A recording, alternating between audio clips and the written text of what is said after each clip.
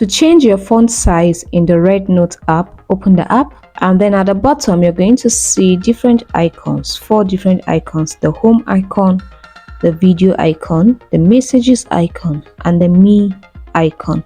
Go ahead and tap on the me icon. Then when it opens up at the top right hand corner, you're going to see the settings icon. Tap on it, and then you're going to see another interface will pop up, and the option general settings would surface. Tap on general settings, and after you tap on it, it opens up and you're going to see some options under the display option, and one of the options is the font size. Head on to tap on font size. So here you have the option to either change it to the normal size. So let's change it to the normal size and look at the writings at the top to see the difference. Okay, so this is the normal size. Let's move to the large size.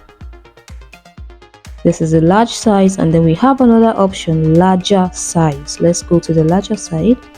If you want to see the write-ups very bold, you can go for the larger option, and I think I like it this way, so I don't have to stress myself in reading people's posts.